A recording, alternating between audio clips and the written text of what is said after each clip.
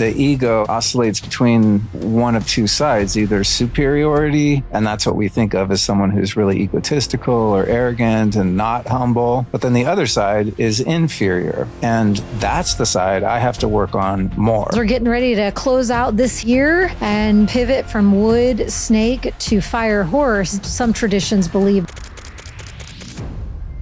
the fire is the original shaman of our planet. Fire is probably the most ancient thing that brings people together. Sitting around the fire and communing in that way is probably the most or one of the most ancient human practices. When those waves and those energetics and that energy medicine is arriving to you, you should not cut that off. You should not disconnect or suppress from it. I really absorbed it in and got it into more embodiment because it's been long in the works to land with it in that way. It was like a very unique texture of that self-honoring.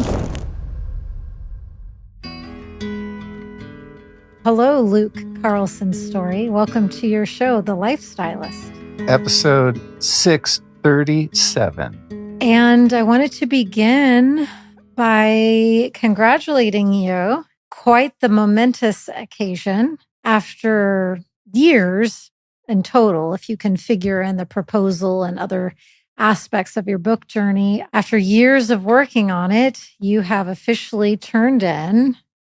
I turned in the first draft of the manuscript.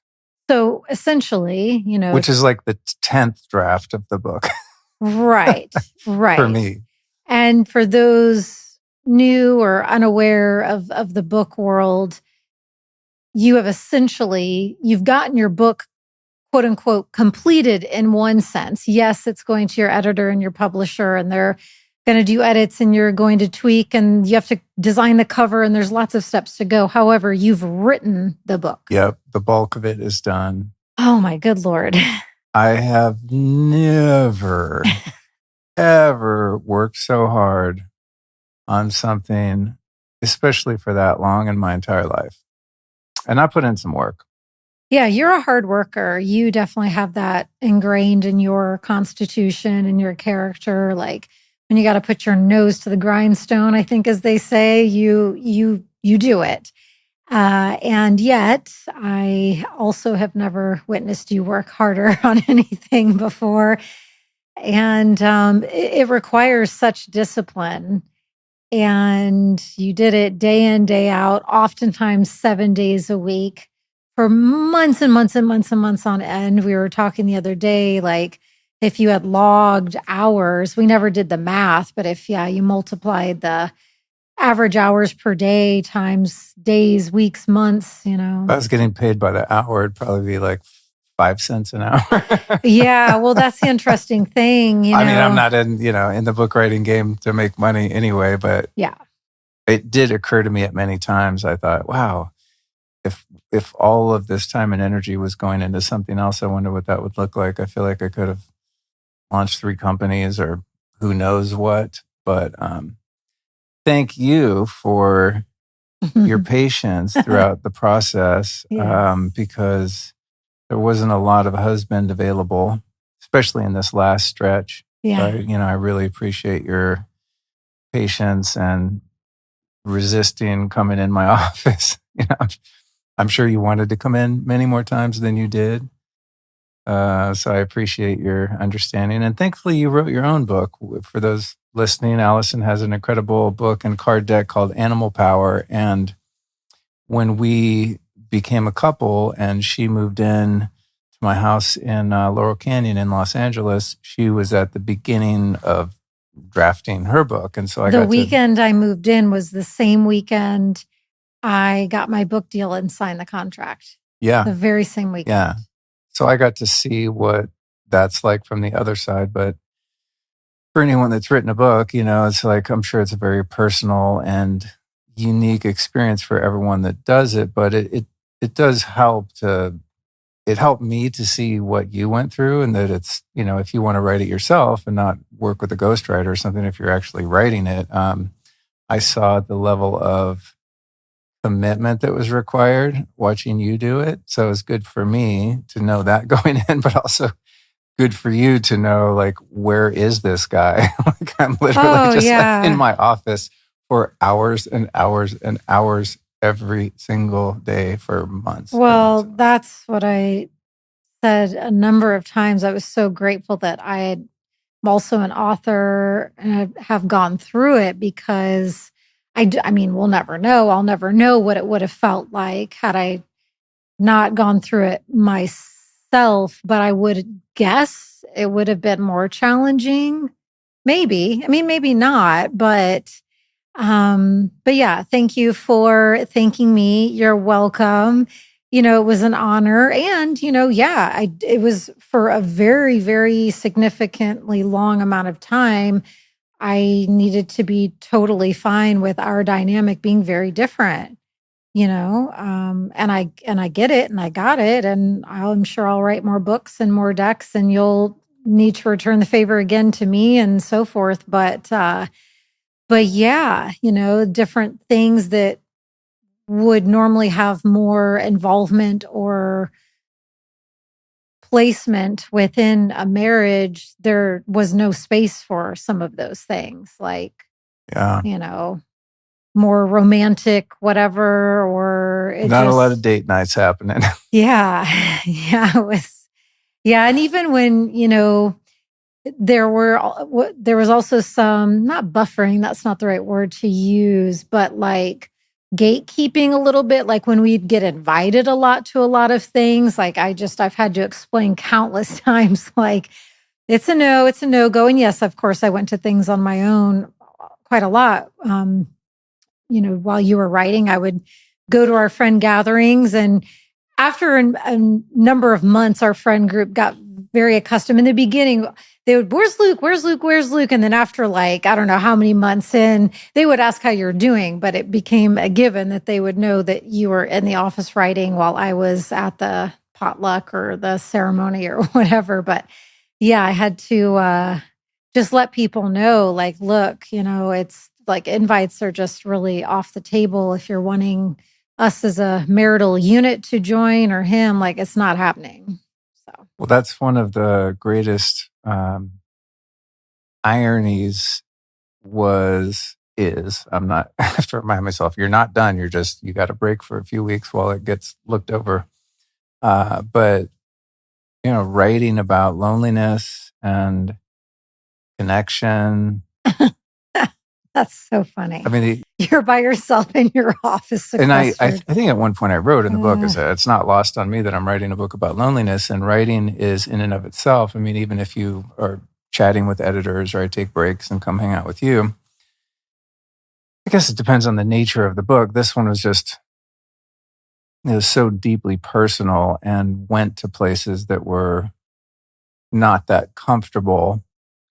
So like the writing process is very solitary, but also because of what I was writing about, it's like I have to be able to be objective and get the message I'm trying to convey into the book without getting too lost in the feelings and the stories, because I'm talking about trauma and addiction and different things from my life as they pertain to connection. So it's like I'm doing this really deep shadow work by myself that I can't really explain to other people because I need to keep my eye on the ball. You know what I mean? I can't like go into these processes with other people. So I'm kind of doing the work as I'm writing. And also very few people, unless they're a full-time author that writes themselves and doesn't outsource it, really understand like what it takes. And that was frustrating at times because my friends, God bless them, would be like, "Dude, what's up? Aren't you done yet? Or can't you come hang? Like, go to lunch." I'm like, "Dude, there's no lunches. You don't get it. Like the amount of focus." I think that's the thing. Like, I've never done anything where I can't ever really turn it off. It's like every day when I wake up, boom, the book is in my mind. It's in my dreams. It's like it's infiltrated my entire being because due to the nature of the content and the themes and things like that, it requires a full immersion. It's not like, I don't know, it's not writing about something that's more. Well, I love cookbooks, but I always reference cookbooks. You know, it's not, you're not taking pictures of brownies on the kitchen island, and and it's not a self-help book in the sense of like the 5 easy steps to be your best self. You know, it's not really like a lighthearted, you know, kind of blueprint sort of book. I mean, it's pretty. Well, pretty the other thing too, you know, it's tales and teachings. And the one thing that I learned very quickly upon writing Animal Power was that if you are an integrity-filled guide, practitioner, teacher, there's nothing that you can write about in the book that you can't also be in full embodiment with. Like if you're writing a teaching, and if you're sharing something about a long-standing tradition or a component of that, a deep shadow work awareness, you know, that got extracted from one of your traumas, like you have to be the living embodiment of what you're imparting onto the pages and words. And so authors who do walk the path in this way, you go through a lot of initiations as you're writing the book. So hardcore.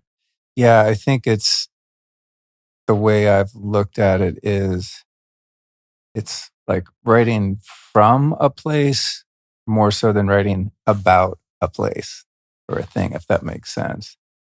So it's like I'm fully immersed in whatever I happen to be writing about. And the tricky thing about that is some of the things that were sort of difficult to face, not that I haven't faced them or looked at them, but I don't know, you work on things for some time and then I think in a healthy way, they become compartmentalized, right? I'm not going to sit around every day like thinking about drama and all this, right?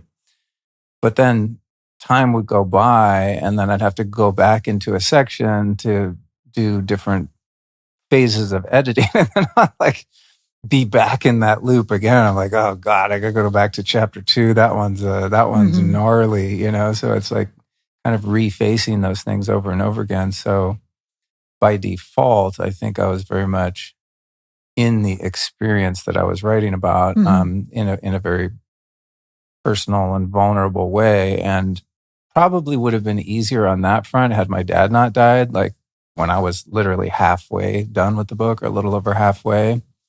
Because that, of course, you know, I needed some time to go through the grieving process. And so when I picked back up again, a lot of the older writing was not as good as I would have hoped because I improved as I went, you know? Yeah. I mean, some of it's like 2 years old. And then I went back to the beginning to do my edits. I'm like, who wrote this crap? That's the thing too. My book has been out for, oh my gosh, I really should know this. I'm forgiving myself because I'm just coming out of the 3-year cave period. But well, we moved here in February 2021. So it's been out for 4 years. Yeah. Okay, thanks. Yeah. But there are, thankfully, it's not a lot of things in the Animal Power book, but I have come across a couple of things here and there where even in the 4 years since it's been published, I would write certain things a different way. Yeah. I've evolved so much over the last 4 years. I'm a completely different person.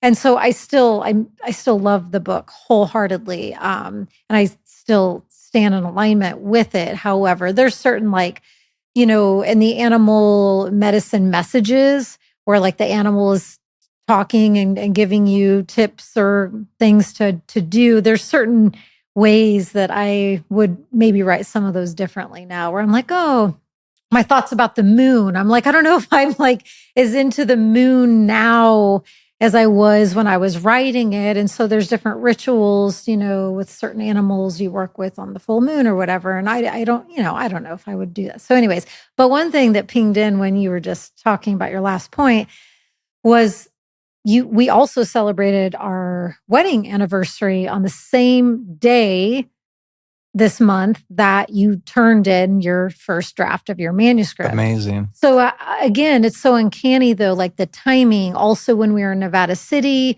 the day that you were writing about, it was your dad's birthday. I came to the conclusion, the final chapter, and I mean, I guess I had a rough outline in mind, but I didn't really know what I was going to write. And then it just made the most sense because Dad died in the middle of the book, and there's a lot of content about him in present tense, right? So I thought I would at least, without getting too heavy at the end of a book that's already pretty heavy at points, just give my dad a mention and just share how I was trying to experience connection with him while he's not in a body, that kind of thing. So I opened with that, and as I was writing it, I realized that it was his birthday. So yeah, there was that. And then, technically you quote unquote should have turned in this first draft manuscript a little while ago. You got a little leeway for the grieving process, and then you asked for like a couple days extension. But through all of that, it ended up being turned in on the same day as our wedding anniversary. And I was kind of laughing because we went to dinner that night to have a little date night and celebrate our anniversary.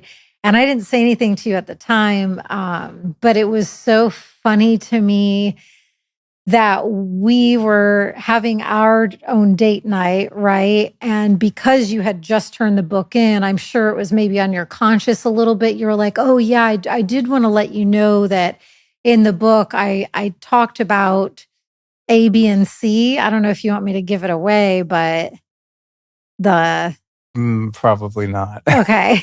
It was pretty graphic subject matter. Yeah. But I don't know if irony is the right thing, hilarity, but you know what I'm saying? We're like on our own date night celebrating our anniversary. And you're like, oh, by the way, sweetie, you should probably know that I'm divulging this story, and this story in the book.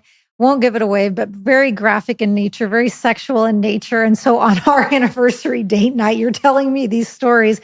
I thought I'd pretty much known everything.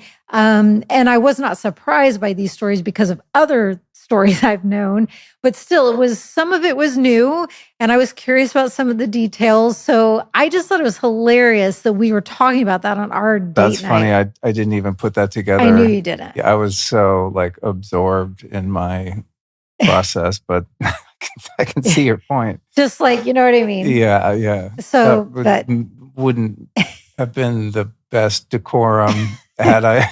Not the most romantic. Yeah. A funny thing about November 8th also is that it's the anniversary of the founding of my first real company, schoolofstyle.com. Mm-hmm. And that was the day I held my first class in 2008, and then ran with that business for 10 years and then ended up selling it last year. But that date seems to be a special one. Yeah, it's got some sort of supercharged, electrified potency. And I mean, the stylist, I know there were a couple people that purchased it from you, but Law Roach, right? He's a huge stylist. Yeah. And he is now, I don't know his correct title, co-owner of that or whatever. Yeah.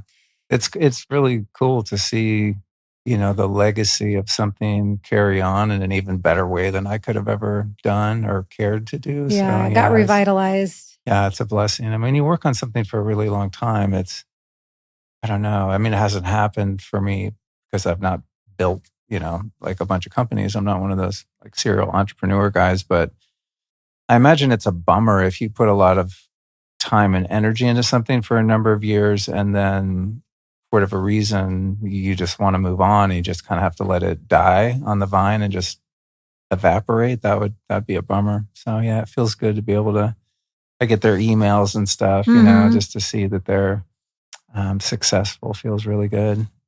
Yeah. Yeah. So congratulations. Thank you, dear. I'll accept it. I'll take it. I appreciate it. My last question on this before we switch gears is, what are you going to do with all this newfound space and time, at least for a little bit? I mean, that's what's crazy. I was afraid I wouldn't be able to adjust to that kind of, just not frantic, but just rigid all day, every day, got to be in the office kind of thing. But I felt like when we went out for dinner that night, I mean, I ate 4 entrees. I was you were wolfing. I was living my best life. Scarfing. And I realized I'm actually okay with, not being productive. But I've caught myself a few times just feeling like I need to be in there getting work done and, just the doing aftershocks. Yeah, doing my best to give myself a little bit of space. I mean, obviously this whole time I've been doing the podcast and everything else that I do. So it's not like there's nothing to do now, but the schedule is definitely a lot lighter. So Okay. yeah, so I'm learning how to adjust and give myself a little space. If you've ever tried CBD and thought it didn't do anything, you're not wrong. Weak extracts, cheap isolates, tiny doses, no wonder people think CBD is whack. Despite the research on it, I used to think CBD was totally placebo. Then I tapped into Element Health. Their full spectrum CBD is the real deal. Organically grown hemp, CO2 extracted, third-party tested, and potent enough to actually move the needle. Their maximum strength formula packs up to 80 milligrams of CBD per millimeter, with all the active cannabinoids nature intended. So you're not just getting CBD, you're getting the full entourage effect. And when I want something quick and portable, I grab their full spectrum CBD gummies, perfect for when I need to downshift without losing focus. And if I really want to restore, like before bed or after a long day of travel, the enhanced gummies are next level. With extra cannabinoids like CBN and even a tiny touch of Delta-9, they deliver deep calm and better sleep without getting you totally faded. When I take those gummies, I can actually feel my body giving in, like it finally got permission to rest. And that's when I know it's working. So to hook yourself up, get over to elementhealthsupply.com/Luke for deep discounts during their Black Friday Cyber Monday sale. While most CBD is just carrier oil and wishful thinking, Element Health delivers cannabinoids your body can actually recognize and use. So the relief comes faster and lasts longer. It's legit. But don't believe me? Feel it for yourself over at elementhealthsupply.com/Luke. Well, not that this next topic ever ceases for either one of us, but perhaps now that you've got some more space, time, and energy, you can devote it to this quote that pinged in when we were cruising around town. I think we were going to the local trail over here to walk Cookie one day. And, I'll kind of get these sudden downloads, epiphanies, revelations. And the one that came to me was it downloaded in, it dropped in. Then I said, what do you think about this concept? Does it make sense to you? And it can all boil down to how willing you are to be a student of life. And you were like, yeah, that resonates. That makes sense. And then you did a couple add-ons. You were like, what if you say it can all boil down to how willing you are to be a student of life or its victim? Or the question, are you a student of life or at the mercy of life? And so, with a lot of these themes, when you and I do these discussions, I don't have like a full breakdown of, I want to say this, you're going to say this, but I wanted to open up this concept to just unpack it a little bit of it can all boil down to how willing you are to be a student of life, true or false. I mean, to get that is the key to everlasting peace, I mean, it's about perception. And I think everything, at least for me, like my degree of ease, joy, any of that is directly proportional to how I'm choosing to view reality, life as it unfolds. And oftentimes I'm sure I'm not even choosing. And those are the times when it doesn't feel very good because I'm just letting the inertia of my past or addictive emotions or thought patterns kind of lead and create meaning out of life. But the only way I can imagine getting through this human experience, this Earth School virtual reality weird ass game that we're in, is surrendering to the idea that A, I chose it, and B, if it's ever difficult, it's because I'm holding it in a way that's making it more difficult, Yeah. And like, I think the one thing that's a really useful tool that's helped me is, really paying attention to my past. And I've had, as you know, a pretty checkered one. I've a large checkerboard. Yeah, I've gone to some dark places in life when I was a kid, just as a survival instinct or a reaction to things that I experienced with, addiction and all those kind of things. But when I look back on just about, there's a couple things that are pretty tough. When you're legitimately victimized, it's difficult to find the lesson in it. But if I'm honest, most of the difficult situations I found myself in were of my own making, so taking responsibility for every thought, feeling, action, every decision, every choice that I've ever made has been incredibly liberating, but also looking back and seeing the lessons or seeing the value in things that at the time seemed like a curse or the worst thing that could ever happen. So I can go back to these major touch points in life and see, oh, okay, I see why that happened. Boom, it pivoted me into more growth, or I met this person because this person was gone, or on and on and on. I think we can all have those honest analyses of our life experiences, the big hits, and what's cool about that is not just reconciling the past, but where there's a lot of value in that for me is I've built the habit and continue to build the habit of being able to open my mind and open my perspective in the moment that I think really sucks. Yes. And that's so helpful when you can, in real time, yes, see the glimmers or very clearly extract like, oh, I totally see what's going on here.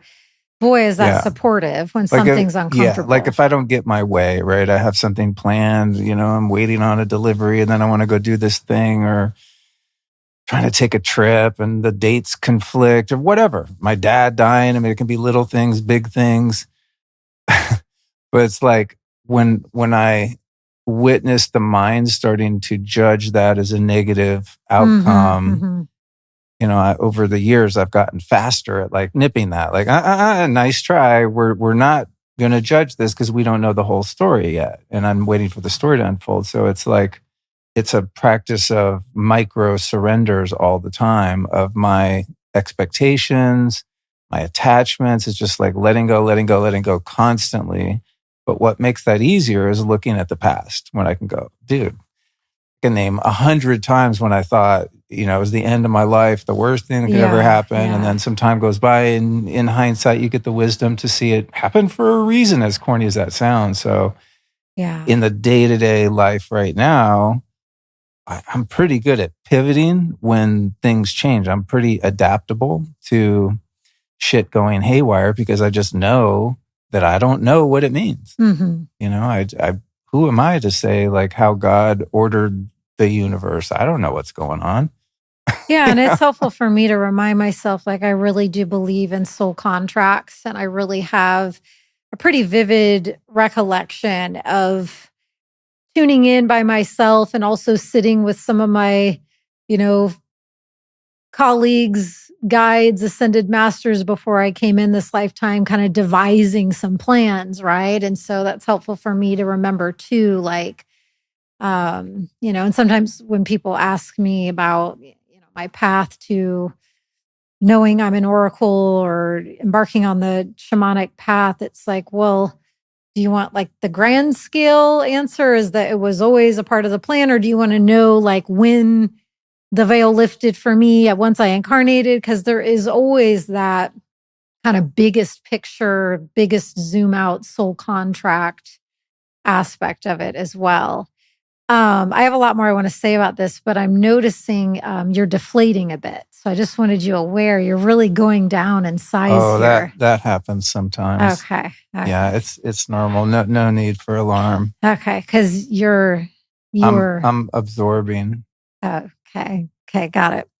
For those who are curious what we're talking about, you'll have to tune into the video, I guess. But okay, so yeah, along with this student of life thing, the other thing I like about phrasing it this way is I think that humility is is a really important part of the path, for those of us who, whatever you want to call it, the hero's journey, the path of evolution, the devotion to raising your consciousness, self-awareness. There's a lot that comes with it. It's definitely not for the faint of heart. And if you just always remember that you're a willing student of life, I think that it helps to keep things in check, whether it's pride, ego, because I think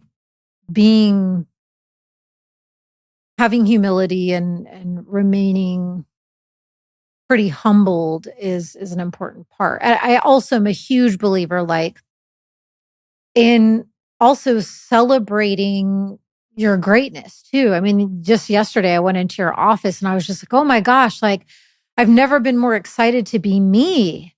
And I was getting some things. I was like, I finally get this and I get that. And I've never been more excited to be me. I'm really amazing. And I think it's really important that we allow when those waves and those energetics and that energy medicine is arriving to you, you should not cut that off. You should not disconnect or suppress from it. I'm so glad I caught that wave that was happening and I really absorbed it in and got it into more embodiment because it's been long in the works to land with it in that way. It was like a very unique texture of that self-honoring. So I think that's just as important. But, especially if you're a spiritual guide or teacher, you have to keep humility in the fabric somehow, some way. Yeah, there's a massive emphasis on humility in the 12-step teaching. And I love the way they / Bill Wilson, the guy who wrote the literature, at least for the main program, the beverage program, as some call it. He talks about humility as having a realistic and accurate appraisal of yourself, like an honest appraisal of yourself, and staying right-sized. And why I think that's super cool, and to your point of going, wow, I'm awesome, is I always, and still sometimes probably thought of humility as, someone who's just very modest and, isn't a show-off and not arrogant and grandiose and doesn't drink their own Kool-Aid and think they're the shit. But the way that teaching approaches humility is that false humility is feeling inferior, right? Whereas I think many of us think of, it's a great attribute or quality that I would like to work on, right? Is to be more humble. But the ego has, oscillates between one of two sides, either superiority, and that's what we think of as someone who's really egotistical or arrogant and not humble. But then the other side is inferior. And that's the side I have to work on more. It's pretty easy for me to see if I think I'm superior, I'm judging people or something. It grosses me out. So I'm pretty good at spotting that. And it's not really something I do a lot these days. Had to work on that. But I still have a hard time accessing what you were accessing yesterday of just looking myself in the mirror and just an honest appraisal. You're really good at this thing, and this thing, and you have these amazing qualities, and to celebrate them and to not play small, right? To not hide and express the parts of myself that are authentic and wonderful. That's the side that I find with humility that I have to work on more, is just advocating for myself, being assertive, having self-respect, having boundaries. Those are all, to me, aspects of humility that are kind of, in a way, at least for me, harder to work on than not getting too full of myself. Maybe that's, tell me if this resonates, one or a few of those younger parts of you that, when you were 5 or 11 or, and you just, due to things that happened to you kind of got separated from that embodiment of, I don't know, self-appreciation or something. Yeah. And so it's like, I kind of just got like a waft or a glimmer of, it's like those younger parts that still kind of like come in a little bit more to the driver's seat. And it still takes, and I've been doing parts work for a long time. And so, you know, with some of those that have been in place, some of those parts that have been in place since you were, you know, a newborn or a really young child, it's like when they start to do their thing, sometimes still, even at almost 47 and you're now 55, it's like it can take, I don't know, a day or an hour or a week to be like, oh, wait, like to kind of see through the fog a little bit. Yeah.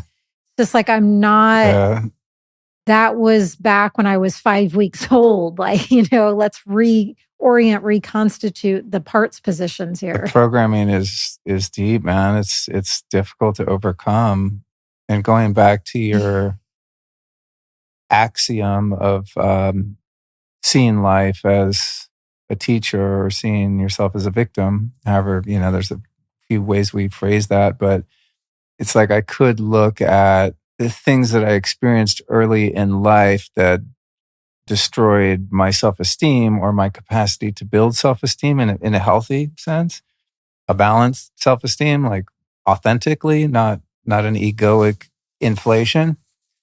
But the gift in that is that I get to, and I've had the opportunity to learn how to cultivate that within myself. And had those things not happened, and I had just super perfect parents and ancestors and the family line, and everyone's like, go team, you can do it. You know, like, then I don't know, it would have just been on board and I wouldn't have had the opportunity to learn how to do that for myself. Mm-hmm. Right. It's like I'm learning in real time, witnessing you. This is something you're really strong in. I feel yesterday you going like, man, I was tripping. I'm awesome in a very grounded way, you know? Yeah. Yeah. And so you come in there and you're telling me that, I'm like, duh, I see you like this 24/7. There's literally nothing you could do that would prevent me from seeing you that way, even when you have your imperfect moments or you're going through whatever you're going through. The beautiful lesson, I think, for me is when I look at you with a complete absence of judgment and I just truly love you unconditionally, every part of you, every expression of you, and I just see how amazing you are. It's really easy for me to see that in you, much more difficult to see it in myself. Mm-hmm. So sometimes what I do is I imagine how I see you and I kind of try to apply it to myself. Try that on, yeah. I mean, you probably hear me when I was writing the book, often after I'd meditate. I don't know if you ever heard me in the bedroom doing this, but I'd get up and I'd be like, you can do this, Luke. You're fucking doing great, buddy. Keep going. I'd be talking to myself, right? Because it's like, you know, the guy that just came out of meditation is like overwhelmed and going, I don't know if I'm cut out for this. I'm not good enough. I'm not smart enough. No one's going to like it. My editor's going to hate it. It's like, you'll randomly walk around the house though and be like, I'm awesome. Like you say that.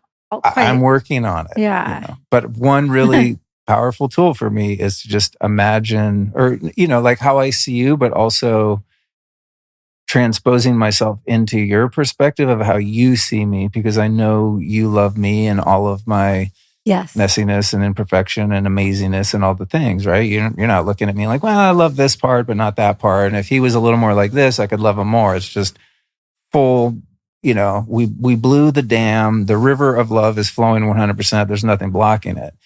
And so those are some of the things I do to kind of practice that myself. Man, our ancestors were stoked. They had sunlight and firelight. Now we've got screens, LEDs, and Wi-Fi, and we all know who had the healthier setup. But that can change fast, my friends, when you bring in the right tools to balance modern life instead of letting it drain you. And that's what Bond Charge is all about.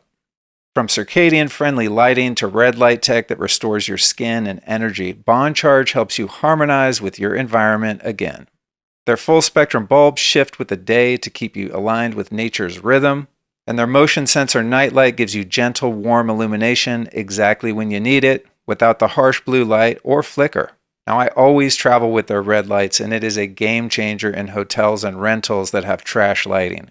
And the good news is for you, the Bond Charge holiday sale is happening right now, and you can save 25% off their entire product line through December 31st, 2025.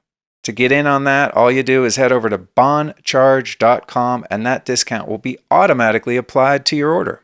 Oh, and while you're there, you definitely want to check out their red light face mask too, because just 10 minutes a few times a week makes your skin look smoother, brighter, and younger. No wires, no EMF, just pure red and near infrared light that boosts collagen and evens out skin tone. I'll repeat that site for you one more time. That's BONCHARGE.com for 25% off now through the end of the year. Bondcharge.com. What do you think? I didn't intend on going in this little trajectory, but I think it kind of fits. So let's try it out. It's something that I brought up to you a while ago, but I didn't necessarily plan on talking about it today. But what do you think about the concept of how, okay, bear with me. When there's been a life experience where there has legitimately been abuse. So there's been an abuser. Like it's just like there's some situations where that's just a fact, right? I don't know that one could debate. Like I think in some situations there's been abuse and there's been an abuser. Or someone has been like grossly negligent and caused harm. And again, that could be like a verified fact, like that happened.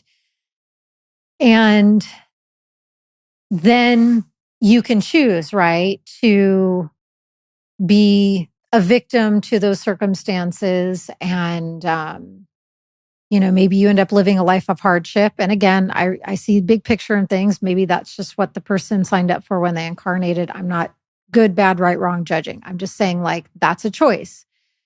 And then there's also the choice to lean into the sometimes wild, scary terrain and discomfort that can sometimes, when you've really been abused for years and years and years on end, then when you start to get on the healing and unpacking things, like the discomfort and the revelations sometimes go on for equal amount of years, if not sometimes I think there's also like some therapists say that if you were abused for 7 years, it will take you 14 to fully heal from it. Oh, geez. So, yeah. So, but what I'm getting to then is for those people who choose the path of alchemy, the path of the hero's journey, to choose to be a student of life, not a victim to it. And then you're able to rise, be the phoenix rising. You're able to create alchemy, become a wizard of alchemy. You're able to extract real treasures from the abuse or the harm done to you. And you become an incredible author. You become a spiritual guide. You become someone who is a caring, kind, helpful human in the world. I have this like little, I don't want to even call it a schism. I just have this like curiosity that I want you to talk through with me of like, I don't want the abuser or the gross negligence harmer to then get credit for the person you've become, the person I've become. And I don't think that all abusers and harmers, if that's even a word, I don't think that all harmers, all perpetrators would have that mindset. However, I know some would, because some are so narcissistic or ego-driven that when they see you rise from the ashes and glean all of this wisdom from what they quote unquote did to you, I guarantee there's at least some of those abusers out there that would be like, see, like, it wasn't even that bad. Look who they've become. Or find all these like ways to make it not just okay that they did what they did, but that they did you a fucking favor. And so I want to get your thoughts on that because, I've gone through a lot of stuff like we all have, and different forms of abuse for very long periods of time has been one of them. And it's like, I have this thing in me where I'm like, oh, hell no. Like, you do not get credit for the devotion and commitment and vows and relentless work that I've put in for years and years to heal and overcome from what happened through the vehicle of that relationship, whatever. You don't get credit for the woman I've become and the wisdom I gleaned from that. What's your take? Yeah, I get it. Going back to my life experience, there have been very few situations in which I was legitimately an innocent victim, as I was saying earlier. Mm-hmm. So most of the things that have been tragic in my life have been based on my own stupidity or selfishness or whatever. So leaving aside the ones that were kind of that I caused in one way or another, brought into my experience, the inexcusable and the unforgivable and the true cases of victimization are, of course, the hardest ones to reconcile. And for me, specific to your question, you know, say someone that one of my perpetrators reads my book someday and is like, wow, well, I kind of felt bad about this, but this guy's awesome now. You know, he's helping a lot of people and he's a force for good in the world. Must not have hurt him that much. Yeah, that kind of thing. Honestly, like whatever they or anyone think or feel is just none of my business. I don't care what they do with it. If someone wanted to become famous by being the catalyst for my or anyone else's suffering and growth that came from that suffering, it's just none of my business what they think and how they want to hold it. And I think for me, it would be like some element of pride that, no, this shit is mine. Like, I'm taking ownership of the courage and determination, and just the grit that it took me to transmute this experience into something positive. If I put myself in that, like, what would it be in me that was bothered by that? It would be pride, or like my wanting to take ownership of that. And whatever they think about it is none of my business. And also, and this is a stretch, and I'm not victim shaming myself or anyone else that's, been traumatized or abused by any stretch, because we each have our own way of looking at it. But forgiveness, I think, has been one way that makes it pretty easy for me to not be bothered by whoever is doing whatever and taking credit or feeling like they got off the hook, because it's karma takes care of itself, right? It's like, I don't have to punish or want to withhold any joy or success from anyone that's hurt me. It's like the dualistic realm that we live in and the karmic cycles that we live through and incarnations, shit takes care of itself. It's like, I don't even need to wish harm on them because they've already harmed themselves 100 times through what they've done. And then even further than that is, even though in this lifetime, there have been instances in which I was objectively an innocent victim, but I don't know what kind of shenanigans I was up to in former lifetimes. Sure. Right? So it's like, it's quite possible that I've been a perpetrator of evil or harm a zillion times, and I just don't have a conscious memory of it because we're not designed to really hold all of that at once. I'm holding this lifetime, and from this perspective, I was an innocent little kid. Why did this happen to me? So all of those things are just ways I kind of zoom out really far and just try to open my mind while still acknowledging that evil exists. Some people are overtaken by it, and that there's been times in my life where those people that have succumbed to evil have harmed me. And whether or not they can pat themselves on the back for who I've become or what I've done with that experience is just not up to me. They can dream that dream all day long, and they're still going to have the same repercussions for what they did. They're still going to have to pay the piper, just like I have and will continue to have anytime I make, you know, a grave error like that and cause harm to anyone or anything. Yeah, it's just intriguing. Like you made some point, like I never wish harm on anyone. So that's not a factor for me that I need to like sort out. It's more just there is, you know, a sliver, a bit of like, I'm trying to say this without giving away the example that I'm talking about. But if there was somebody that was grossly negligent, harm happened, I was able to see some shamanic perspectives from it. So while I'm simultaneously like in therapy and putting in lots of time, work, energy, hours to heal from that experience, I'm also, thank God, able to see from a wider meta shamanic perspective some of those more esoteric layers involved that I could glean into some sort of gold alchemy for myself. And I have been arriving to the place where, thankfully, I mean, it's taken a couple of years, but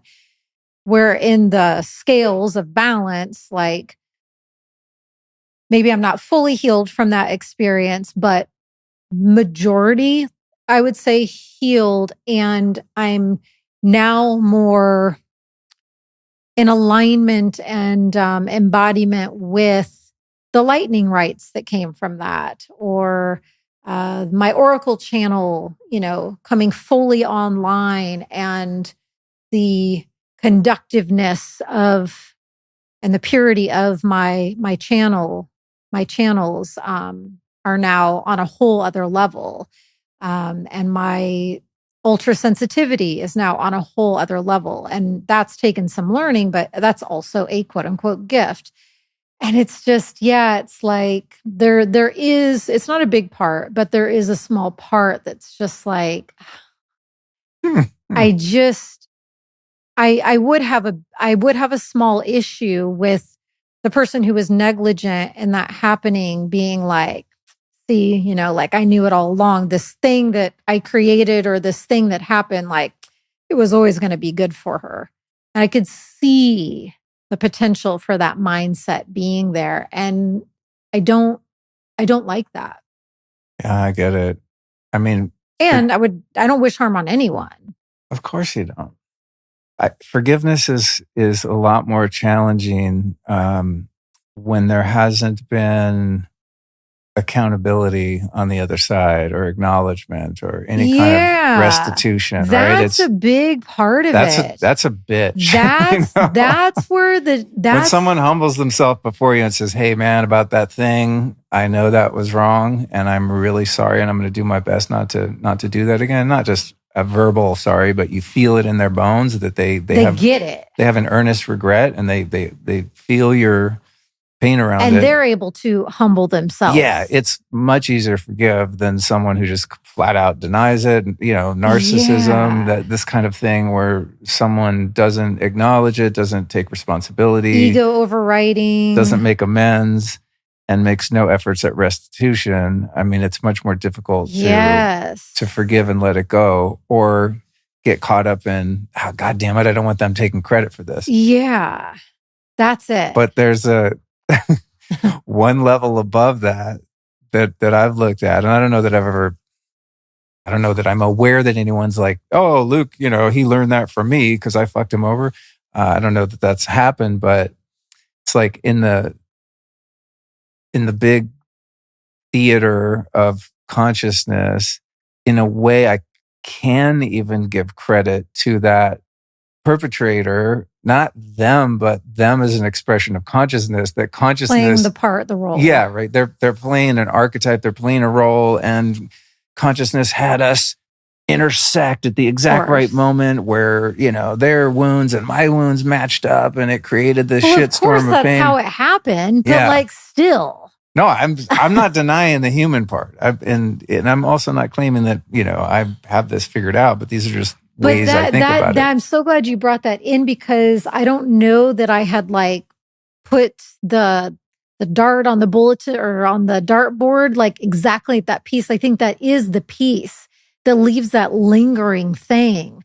Because when I think back to times where there was some wrongdoing or some harm or abuse, and the person has been able to humble themselves, honestly self-reflect, and take some sort of genuine accountability, responsibility, and apologize, everything does just go clear. Yeah. And so, So you almost don't even have to forgive. It just automatically happens. It's not something that requires work. Yeah, it clears the whole energy field. But yeah, you're so right. When I'm thinking to the times where there's been a leftover or lingering whatever, frustration, angst, annoyance, grievance, I think every single time it's when that person did not take accountability, responsibility, was not able to humble their ego enough, or didn't apologize. And that's where the leftover thing in the field can get. Yeah, totally. I mean, it's an unrealistic expectation to have on human beings that are fallible, especially those that are really far from their truth, you know? For me though, I just want peace, you know, within. And so I don't see any way for me to have that unless I forgive everyone and everything for all time, for eternity, no conditions, no apology necessary. It's harder, but I don't want to have any resentment in my field whatsoever. Now, for me to get to that place of forgiveness, I might need to have an uncomfortable conversation, right? I might need to attempt to hold someone to accountability or be honest about what I'm experiencing if it's someone that I'm in touch with. But let's say you do that and you're like two ships passing in the night and you're not able to be met in that way. So then it continues to linger. Yeah. And also, let's say forgiveness is in place. I think there can still then be the feeling left, even when you have had the conversation, even when you have put in place genuine forgiveness. I think that there can still be left dangling in the field, like unfinished business. Yeah. Yeah, 100%. Even when you have the forgiveness there. Much harder. Yeah. Yeah. It's just really interesting. Well, there's a saying that says, hell hath no fury like a woman scorn. I think as it goes. Yeah. you might biologically, just be more prone to, I'm not gonna let him off that easy. I mean, I think you're very forgiving. You certainly are with me when I make mistakes and, you get pissed. I mean, obviously I'm not abusing you, but you're very humble and you have no problem taking accountability. I hope so by this time. Yeah. Yeah. So there's that difference. Yeah. But that is a major breakthrough when you have conflict with anyone, right? When it's like, when that pride is still walling one person off and they won't humble themselves to just be like, hey man, I'm sorry, I made a mistake. I mean, think about like families that don't talk to each other for 40 freaking years, right? It's like, I mean, this is so prevalent that people just cannot let things go, oftentimes until something really tragic happens, right? The matriarch or patriarch of the family dies, and then at the funeral, all the siblings are like, hey man, I'm sorry about that thing. And they hug it out and they squash the beef. Oftentimes it takes a catalyst like that, but I just don't want to wait for the catalyst.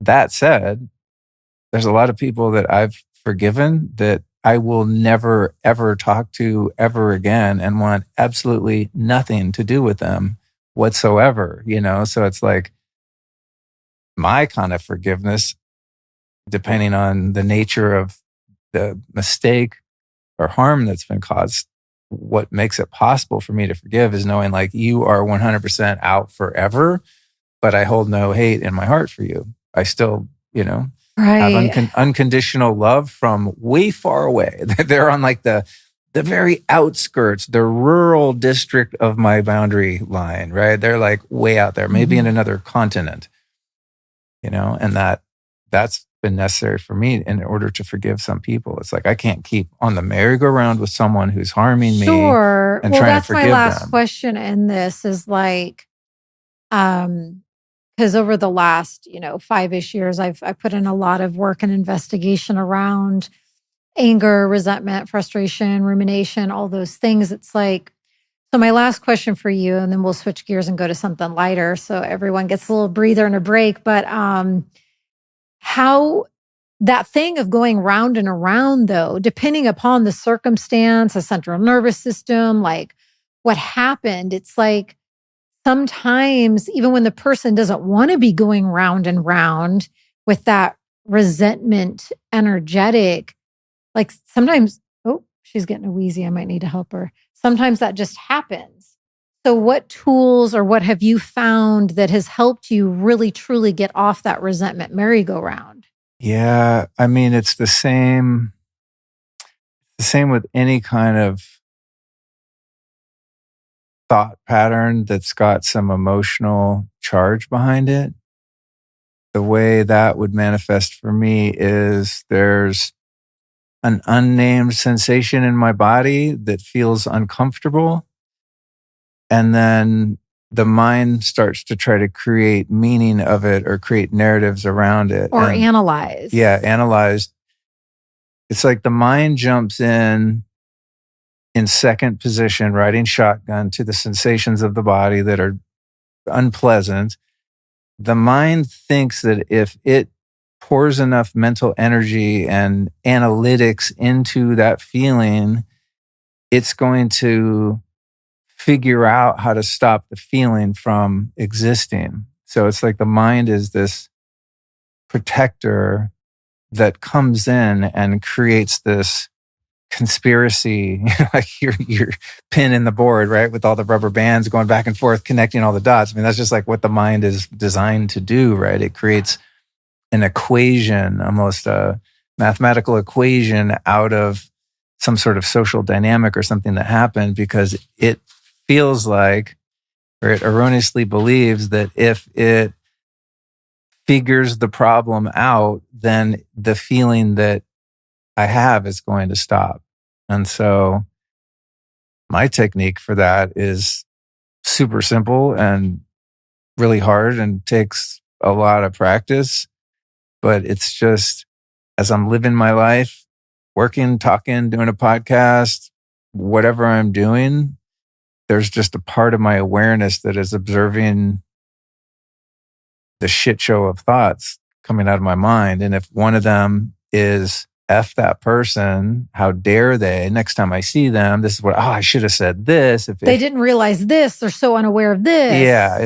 If my mind is boomeranging my awareness out of this reality in this present slice of time we call the now, if I'm like in some sort of resentment or regret about a past that doesn't exist that I can't change, or some sort of anticipatory fear, anxiety about some fantasy or hallucination that I think is going to happen in the future. So I need to get ready for so I can teach them a lesson or show them what was wrong or whatever. Or I could show up a certain way. Yeah. It's just like, I can't take the pain of that. So I think in those moments, I'm like appreciative of the mind for it wanting to do that job for me. And I think and I'm grateful that computer is there trying to compute things, but also there's a higher part of me that is wise enough to know that even though it's trying to do something for me, it's really doing something that's harming me by keeping me in that.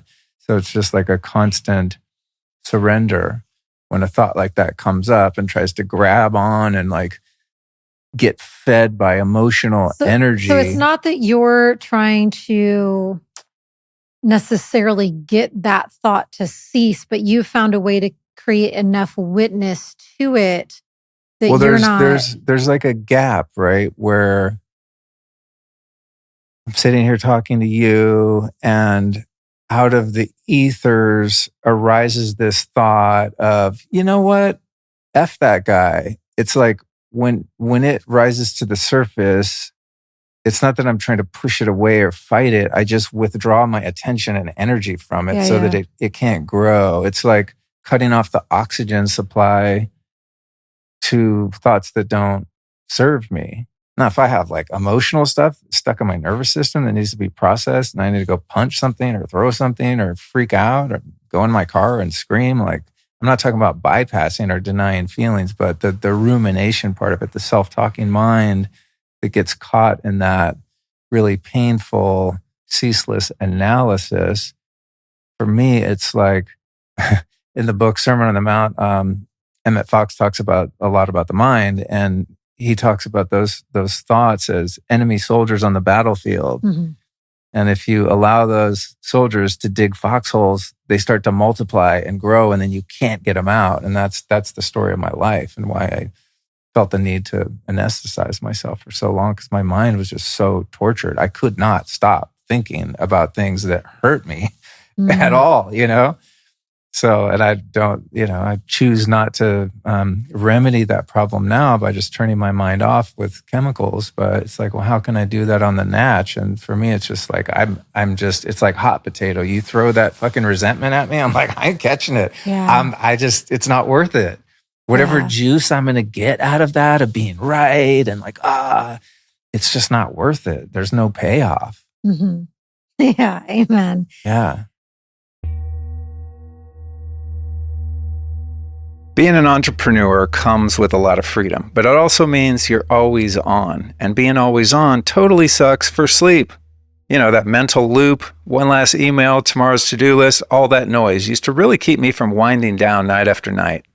And then I discovered something awesome, like I tend to do. It's called Apollo Neuro. Now, it's not just a wearable. It's like a personal trainer for your nervous system. All you do is just strap it on your wrist or ankle, and it immediately starts sending soothing micro vibrations that signal your body it's time to downshift from stress and relax.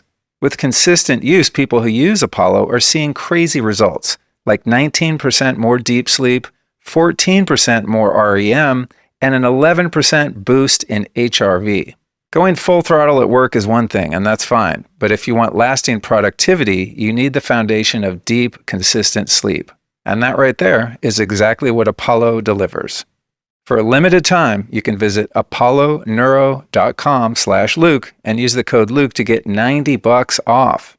And now with Smart Vibes AI, Apollo can even sense when you begin to stir in the night and gently nudge you back to sleep, giving you up to an extra hour of solid rest. So get clicking over to apolloneuro.com/Luke and save $90 on the Apollo wearable and Smart Vibes bundle with the code Luke.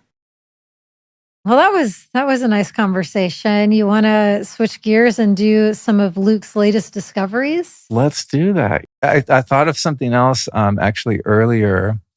We were talking about ego and humility and these kind of things. Mm-hmm. First off, I've done 340 ayahuasca ceremonies, so my ego is gone. Right. No, I'm just kidding. Said with. Yeah, it's funny. I haven't done that many ayahuasca ceremonies. But I think it's funny when someone's still in a body and they're like, oh, I have no ego. I'm like, well, you wouldn't be alive if that was the case. But anyway, one exercise that I really enjoy to keep myself humble and drive my ego absolutely nuts is doing embarrassing shit that I feel self-conscious about and then just doing it for that reason. It's like inviting little ego deaths all the time, especially on social media, where if say I'm going to post something and I go, I look kind of lame, people are probably going to troll me, this is whack, I want to look cooler, smarter, whatever. It's like, I go, ooh, perfect, post. It's like, click send. That's the sign that it's going to be good for me. And so leading into, what do we call it? Luke's latest, my latest discoveries. I've been out of CO2, and I'll explain for those not watching on video. Those on video, hi, I'm glad you made it this far. You'll understand what's happening here.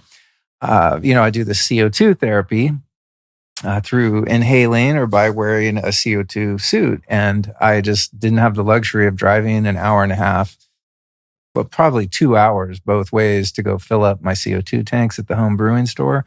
So I've been out of CO2 and I haven't been able to do my suit, which I'm wearing right now. It's from a company called Genetics, and they make this inhaler and this suit. And so I've really been missing it. And I just like, today's the day that I had an opportunity to put it on, because you want to sit in it for a couple hours really to get the full impact, which I'll explain. And I thought, wow, God, we got to do that podcast. And then the next thought was like, oh, I could just wear the suit during the podcast. And my ego opened the door, like heard me having that conversation with myself, opened the door, was like, yeah, no, we're not wearing a goddamn Michelin Man blue wetsuit in a podcast. You're way cooler than that. And we cannot let people see you being such a dork. You'll literally die. And people are going to leave YouTube comments about what a dumbass you are. And people are going to stop listening to your podcast. You're going to be the laughing stock. They're going to do screenshots and post you in this suit. Yeah. And that, just a couple of those thoughts, and I'm like, oh, hell yeah, definitely have to do that. And hopefully people do troll me, because then I'll have an opportunity to disidentify from that part of myself that feels embarrassed or feels ashamed because someone doesn't like me or the way I talk or the way I look. Somebody right? that doesn't even know you, that you care what they are trying to say about you. So and they've never met you. Yeah, it's a great exercise for me, for desensitizing myself to what other people think, but also a reminder that I'm not that important. Mm-hmm. Like, who cares what people think about me, especially people I'm never going to meet, because it doesn't have an impact on the world or on my life. I'm not, you know what I mean? I'm not like, I don't even think if someone's president of this country, it matters if people like them or not, or troll them or not. They don't care. Like, it literally has no impact on their life, right? Well, it's like, we've talked about this quite a number of times just in our personal life, these concepts. It's like, yes, when you hear you say that, that's fact, that's accurate, that's logical, Fact check. That's a fact checker. But again, though, try telling that to the 7-year-old part that's still, rears up because the 7-year-old wasn't unconditionally loved. And in order to keep the family unit together, the 7-year-old had to be quote unquote perfect, or else they felt that their world would implode or their family would implode, or they'd lose a primary relationship. So it's just like, there's so many like layers and nuances to all of this. It's like so many people do hold themselves back from entering into the real arena of life, or the arena of social media, or the arena of being a public speaker, a public figure, because they know what you're saying is true and it's logical and it's real. And yet there's just these aspects or these parts that can kind of overtake or start to run the show. And the next thing you know, totally, you're backing out of the arena of life, or being like, on second thought, even though I've had dreams of being a public speaker on this topic, like, it's way too scary to think of people screenshotting me and saying stuff about me. So easier to just not do it. Yeah, totally. I've been there. I think that's all a case of mistaken identity. It's like, okay, the real me, just use the Genetics CO2 suit as an example. Okay, the real me has a desire to do something that consciousness put in me. Hey, that you feel really good when you do that. It's very, very relaxing. It's like a freaking taking a Valium and a Percocet, not that you get high, but like it like eliminates all pain in your body. Like just all inflammation is gone. It's like being in a hot tub or something maybe. So there's like the self-caring, self-loving, healing part of me is like, yeah, you should do that. And then says, well, it's your podcast, it's your life, it's your wife, it's y'all's house. You can do whatever you want. Why don't you just wear it tomorrow? The voice that comes in and says, are you kidding me? Do you know what they're going to say about you? that is not me. And the people that would troll or screenshot or whatever, they're not even judging or talking about me, the real me. They're judging the persona, the biohacker guy in the blue suit, right? They're like projecting their, say, judgment or disapproval or whatever on something that's not even me anyway. So it's like, how could that hurt me when they're talking about this guy that's across the room? It's another persona. It's a whole identity that I've assumed my whole life was me. The same way when you get a letter from a financial institution or from some branch of government and it has an all caps name and it's a scary looking agency or something, it's like that used to elicit a certain response in me because I thought they wrote this scary letter to me and they were going to make some demands of me or try to contract with me. And once I started to really embody the fact that there's a corporate version of me in the commercial law world that has an all caps name associated with the birth certificate and so on. People have heard us talk about this on past episodes. Then there's the real me, Luke Carlson Storey, that's a living flesh and blood man. I'm just like any other animal running around on the face of the planet, So it's like those letters are less scary because I know they're not to me. They're writing to a business entity. And if people judge me or make fun of me or talk shit about me or gossip or do whatever, troll, they're not actually doing it to me. They're doing it to this alter ego, this persona. They're literally attacking the ego that I was born with that has developed this sense of identity. Right. So go nuts. So let's say someone listening, again, they're hearing you say this and they're like, that resonates. I agree with that. That feels correct. And yet, how do you not allow it to penetrate your field, to have any impact on you? That's like, it's still, I feel like that's a potential at play for a lot of people. Part of it for me, and I don't know if this will work for everyone, part of it for me is exposure therapy, in just allowing myself to be more free, more authentic, more transparent, vulnerable, and just, it's kind of like what we were talking about earlier when you have challenging situations in your life and it feels like life's against you. And then some time goes by and you have a broader perspective and you see, oh, there was value in that. There was wisdom to be gained in that. It's kind of the same thing. It's like you put yourself out on a limb, you ask someone on a date, you go for the job interview, you try to raise money for your company, whatever. You're trying to start your social media profile and change careers, any kind of vulnerable public arena where you could be judged. It's like you just test the waters and try different things. And if what you were afraid of happens, you see as that happens a few times that it literally has no effect on you unless you let it.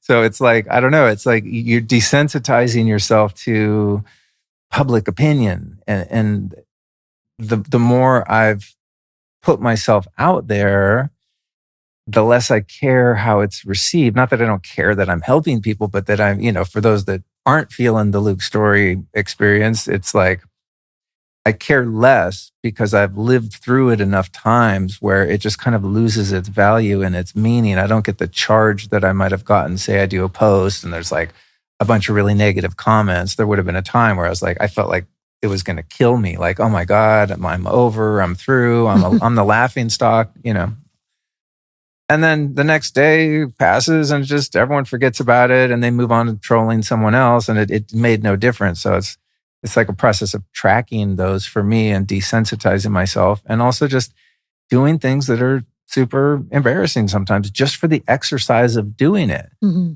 And this is, I totally understand what you're saying because I used to be so, oh my God, I used to be so self-conscious. I literally felt like, this is how like self-obsessed and self-absorbed I was. When I went anywhere, I felt like every single person in the vicinity where I was staring at me the entire time. I'm talking about going to a bar, a grocery store, a yoga class. When I was in college and I was eating at a Cracker Barrel with my mom, I went into a panic attack because of that.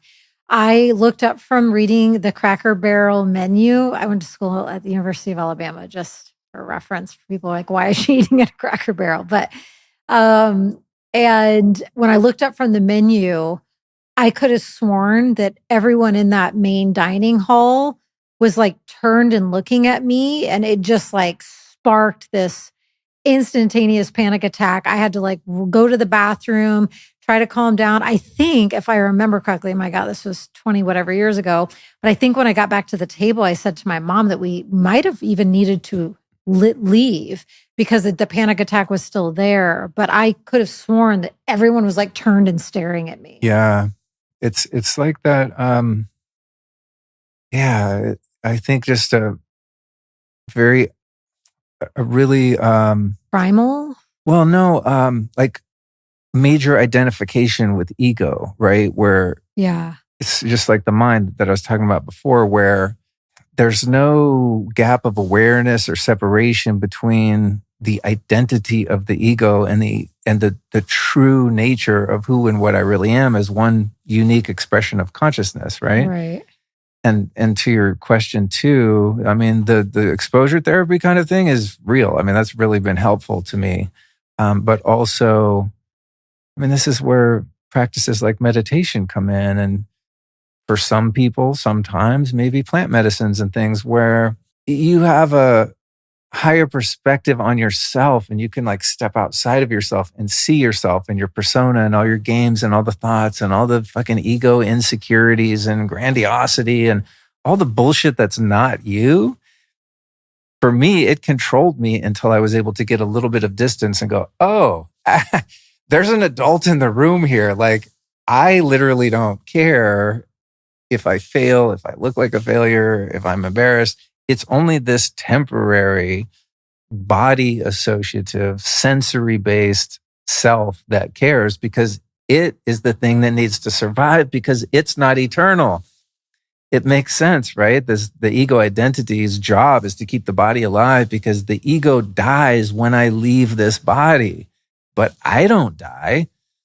So what if I live my life like the guy who never dies? Mm-hmm. Then it's like it gives the part of me that's trying to hang on to life and what people think, it gives it a little break. It's like, dude, hey, ego, you actually don't have to work that hard. You know, you're not going to be around for that long. So what people think of you as a public figure or whatever, it really doesn't matter. You're really not important because I'm going to be leaving here and I'm going to be leaving you behind. So let's just make friends. And why don't you stop torturing me so much, making me feel embarrassed or judged by people, and help me to not care? Because I'm telling you, you don't need to care because we're going to be forgotten in just a few years, you know? Mm-hmm. So anyway, those are some of the ways that I look at things like this. And, Wonderful. you know, I mean, obviously, you know me, it's a work in progress, dude. I don't have this figured out by any stretch. And compared to where I used to be, a lot of change has taken place. All right, here's the difference between supplements that work and ones that end up in your toilet. While most big brands are built on marketing, Bioptimizers is built on biology. These guys are scientists and biohackers obsessed with results you can actually feel. They focus on optimizing digestion, sleep, energy, and recovery. And that's why they've been one of the longest and most trusted brand partners on this show for years. Now, I'm sure a lot of you already use Bioptimizer, so if you're going to stock up, now is the time. It's Black Friday and Cyber Monday, your chance to save big on supplements you're going to use all year. And here's a quick lowdown. Magnesium Breakthrough packs all 7 forms your body needs to relax your nervous system, calm stress, and support deep restorative sleep. And then, of course, is my favorite, Masszymes, a full-spectrum enzyme blend that breaks down proteins, fats, and carbs so you absorb more nutrients and leave less waste. I think of it as a digestive performance upgrade. Now, starting November 23rd, Bioptimizers is offering 25% off their entire product line.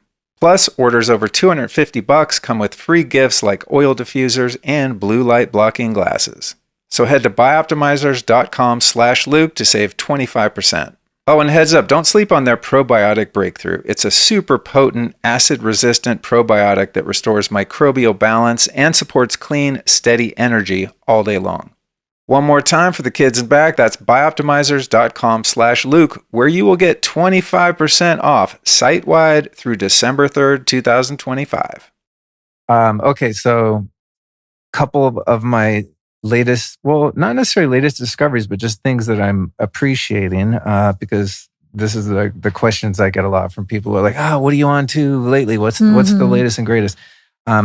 This company called Mara Labs, you know this stuff. You take their stuff. Yeah, I take a few different things. I've had them on the show a couple times, and sometimes I take their quercetin. I think. Yeah, the quercetin Elite, and the one with the berber or the weight. Oh, the berberine. Yeah, Berbalite. That. Yeah, so Mara Labs been on, but sometimes I meet so many people on this show, and there's so many great founders and inventors and chemists and formulators. There's people doing great things in the tech space around wellness or supplements, and I'll learn a lot about something, but then the interview's over and I'm on to the next one, and it doesn't really sink in. So when we had Mara Labs on, I was like, oh, okay, this is legit. There's science behind science, quote, trust the science, but no, like real studies, and there's data to support, this guy's claims of what he thinks his product does, et cetera.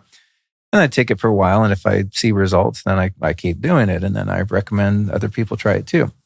But this one, the curcumin, the Kirk Elite, basically David figured out a way to make it very bioavailable. The problem with curcumin is that you don't assimilate it, right? And so he cracked the code on that, and this Kirk Elite, I guess you call it, is like a daily go-to now, because like this carbogenetic suit I'm wearing, I find it's really good for inflammation. Like if I'm just feeling like aches and pains, kind of like when I was writing a lot, I'd get this, tennis elbow kind of tendonitis feeling. It's just, a little like aging aches and pains. And I find that is really useful for that.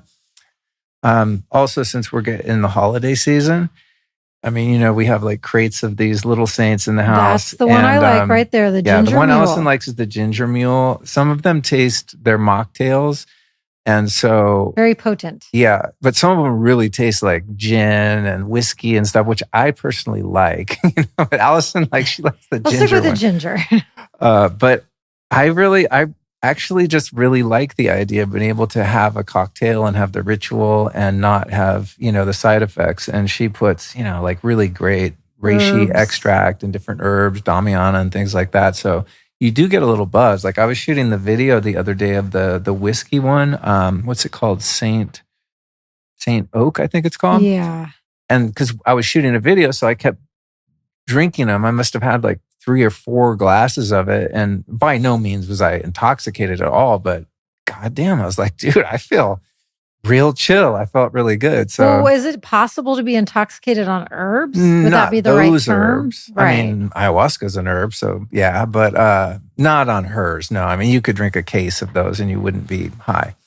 Another one that I've been digging in the same way, but it's not like in a cocktail, it's more portable, is, Peak Tea, the company. You like their tea? I had some So this they morning. have this new adaptogenic little dealio, this little drink called Vesper. And it's got all these crazy ass Chinese herbs and stuff, but it's super concentrated. It's definitely, I mean, not that it tastes bad, but it's like super strong. So I think right now I'm gravitating toward things that are calming because I was so hopped up on nootropics and shit on my book. I mean, I was just like cracked out, chewing my coca leaf, like doing all the things. So now I'm really about, all right, what calms me down? And this suit, Carbogenetics, is incredible for inflammation. And also when you absorb this CO2 transdermally, like I'm doing in this wacky suit, it's also incredible for oxygen uptake. So essentially your cells become really hungry for oxygen and they're able to take more. So the suit is not the kind of thing I have time or, space to do all the time. But when I do, it's amazing. And then the last thing is, we got these Power Medic lasers we've had in the house for years, and I'll put them away and think like, oh, that was nice. I don't need it. And then all of a sudden we need it. And the most recent case was Jared, our associate producer here, broke his wrist, and doctors told him he needed surgery and he didn't want to do that. So he's been hammering his wrist with these lasers, and no surgery, bone is healing. Cool. Yeah, epic. I love to see like real results that are quantifiable. I know they've helped me. And when I adopted Cookie, that's how I sealed her surgery wound. Right. Yeah. Those are cool. I know they're powerful. So those are my latest discoveries. Okay. As you can see, I've transformed into a completely different person Yes. as I a like result. that shirt. So I'm always curious about what you gravitate toward. And I always see you with these Boost Minerals sprays. I am legit obsessed with these, and I don't say that about much, but yeah, I love saying the name of this is the Boo Boo Lights. The Boo Boo The Boo Boo Lights. So yeah, with Beam Minerals, she's got different formulations, different scents. I guess this one's technically, I'm just now seeing it for the first time for kids, but it's my favorite. It's the Boo Boo Lights. That's the lavender one? It has the lavender. And I'm obsessed with lavender. I have been for a very, very long time. It's been a main medicine for me the last few years. It's just so calming and soothing. So yeah, it's fulvic mineral complex with 100% therapeutic grade essential oil of lavender. And I'm constantly, me and my sprays and mists. They're really good for Cookie when she gets itchy too. Yeah, she has very sensitive skin. So yeah, I forget which one of them I use. Maybe I just grab whatever, but they're really good for mosquito bites too. It's probably the Boo Boo Lights. Yeah, it stops them from itching. And this is a newer one for me. I don't love it as much as the lavender, but I do thoroughly enjoy it. It's called Happy Lights. And it has the same fulvic mineral complex, but it's mixed with essential oil of bergamot, which is really an intriguing scent, which must have some happiness-inducing, therapeutic scent. Yeah, it's really nice. I carry them. I usually have one I take with me, like in my car. I have the lavender one by the bedside. I always mist my pillow and my face before I go to bed. But yeah, I use those like daily. I love me some mists. Constantly There's little bottles misting everywhere. Not only those, but other kinds I don't go too. anywhere without a mist. Lotus Way mist. I should count throughout the day how many times, and I use all sorts of different mists, but these are two of my faves. But yeah, I mist probably minimum 20 times a day. I've followed your lead on that. I have some on my desk and real game changer. Yeah, I'm into it. Yeah. So those are my contributions to Luke's latest, plus his wife. Well, Alyson. you're really good sort of test subject because you have so much sovereignty. You'll never do anything just because I think you should do it, which is great. That's true. I'm very sovereign. The controlling part of me doesn't like that because if I like have an idea, this would be really great for Alyson. And then I tell you and you're like, I don't feel called to that. I'm like, oh God, come on, feel called. Just try it. So it's cool when you try things because it helps me see what works. And also just like for lack of a better term, what works for normal people. Not everyone is as obsessed with all this shit as me. Obviously, I don't know. God made me this way for some reason. Mm-hmm. I have no idea why.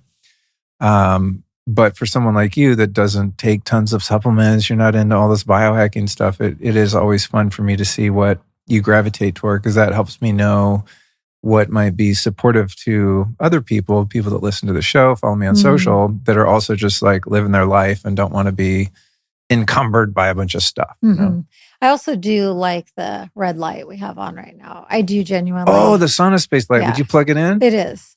It's plugged in? Oh, I'm surprised I'm not hot. I'm glad you remember that because I really actually wanted to give Sauna Space a shout out. I've had their, sauna for a number of years now. I think it's called the Faraday. It's the grounded like Faraday cage one. So we have that downstairs. I took a sauna in there this morning and we have the sunlight and sauna up here. Quality problems. Some would say privileged. I know, but it took a lot of years to get there. I used to have to go to the gym to take a sauna, you know what I'm saying? Before that, you wouldn't have had money to have a gym membership. 100%. So, yeah. It's progression. Yeah, 100%. And I'm also 55, so I've been working since 1985, you know what I mean? Yeah. So it didn't happen overnight. We're no spring chickens here. But anyway, the sauna space sauna is a really great therapy, and I've been loving that. But then we got the extra panel. I think they call it the Firelight or something. And it's the one you can see behind Alyson, those of you on video. And this is the panel that goes inside the sauna enclosure. But I ended up with an extra one because we upgraded the one in the sauna. So anyway, we have that. And I was like, oh, what am I going to do with this? And I put it in our bedroom, and it's like having a little fireplace next to the bed. It's so dope. When you wake up and it's cold in the room and you put that on, I sit in front of it naked. I start my mornings chanting. So I'll be chanting, sitting in front of it every morning. And it's so also nice. just on the health tip. It's really amazing to get near infrared light first thing in the morning. I mean, that's why I get up and watch the sunrise every day. But you click that thing on and you're getting, as close to a kind of a full spectrum sun-like red light. And it's also super toasty and just cozy. So I love that. I highly recommend it. I have 2 of the small ones, the single lights in my office, and that's how I balance out the blue light and flicker and shit and get infrared in the room. But I highly recommend for people in the winter, if you can afford it. I don't forget how much they are. They're definitely not cheap, but even one of the little single ones, you put that in your bedroom and you get the same effect. You don't need the full 4. It might even be a little extreme depending on the size of your room. So yeah, if you want like good firelight, that is not my latest discovery, but kind of a repurposing of something that I was using just as a sauna. Wonderful. Well, as we're coming around the corner here, turning the bend to more of the home stretch, you want to talk about something kind of random as Cookie's over there trying to freak out for dinner time, hitting Jared's leg? I love when you're random. That's when you're at your best. Super, super random. I personally don't even know exactly if I have much to say on it, but I feel like you will. I was driving the other day and, when things just randomly strike you or occur to you and you're just like, I've never thought about that.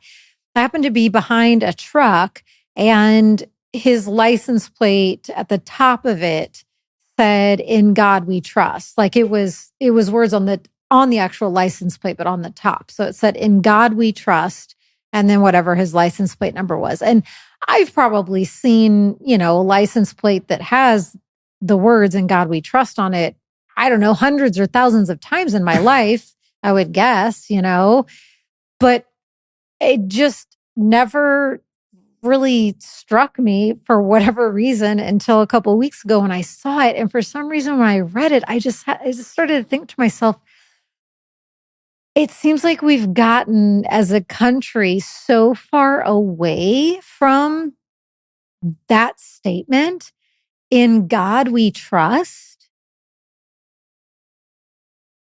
Let me just say it one more time, actually. "In God we trust."